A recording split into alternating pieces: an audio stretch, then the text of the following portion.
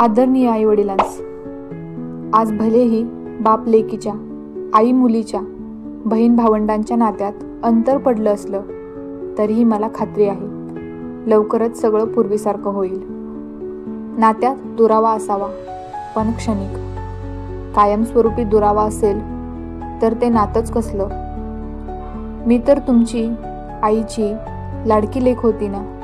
मग तिने घेतलेल्या एका निर्णयामुळे एका क्षणात ती परकी कशी झाली तुम्हाला की तुम्ही तिच्याशी सगळं नातं तोडायला निघालेत.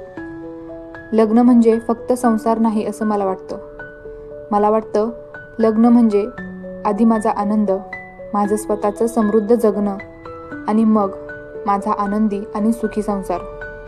लग्न म्हणजे जबाबदारी आली आणि जेव्हा तुमची मुलगी स्वतः ती जबाबदारी पेलायला तयार आहे तेव्हा तुम्ही तर खूप आनंदी व्हायला हवं ना. पण तुम्ही दुःखी आहात का? तर मुलीनं तिच्या आयुष्याचा निर्णय तिने स्वतःहून घेतला. तिने तिचा जोडीदार स्वतः निवडला. आणि का निवडू नये मी माझा जोडीदार? पक्षी सुद्धा पिलांना पंख फुटले की धरून बसत नाहीत. ते त्यांना सोडून देतात, त्यांना स्वतःचं आयुष्य जगू द्यायला.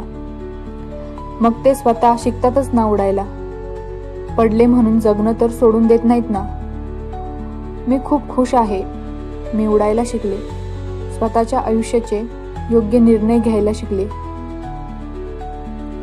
आणि तुम्हाला तर या गोष्टीचा अभिमान वाटायला हवा. जन्म दिल्यापासून ते आज तागायत 25 वर्षांची होईपर्यंत तुम्ही माझ्यासाठी जे जे केले ते मी कधी शब्दात मांडू शकणार नाही. हे ऋण मी कधी फेडू शकणार नाही. सोपं नाही परक्या व्यक्तीवर विश्वास ठेवणं तुमच्यासाठी. पण एकदा विश्वास ठेवून तर बघा. कारण मी विश्वास ठेवूनच विश्वासाच्या जोरावर पुढे आले आहे. आमचं नातं अतूट विश्वासाचं, मायेचं, ममतेचं आहे. जे प्रेम आजवर तुम्ही माझ्यावर केलं तेच मला मिळत आहे. माझ्यासाठी तो माझा नवरा नाही तर माझं अख्खं कुटुंब आहे. म्हणूनच मी त्याला निवडलं आहे. यापेक्षा जास्त अजून काही मी सांगू शकत नाही. शेवटी एखादी गोष्ट कशी समजून घ्यायची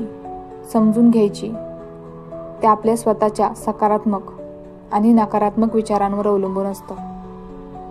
समाजाचा किती विचार करावा हे पण आपणच ठरवायचं असतं.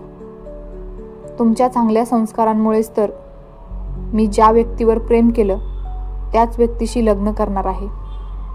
नाहीतर आजकाल प्रेम एकाबरोबर आणि लग्न एकाबरोबरचा ट्रेंड चालू आहे.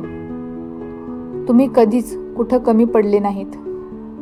पण वाईट एकाच गोष्टीचं वाटत आहे की तुम्ही फक्त माझी रागाची, माझ्या तडकाफडकी थेट बोलण्याची बाजू पाहिलीत. माझ्या हृदयाची कोमल बाजू तुम्हाला दिसली नाही. कारण मी ती कधी दिसूही दिली नाही. पण जरी मी प्रश्नाला प्रतिप्रश्न केला असला तरी नेहमी जे योग्य आहे त्याचीच मी साथ दिली आहे. तुमच्या होकाराची अपेक्षा आहे आई बाबा.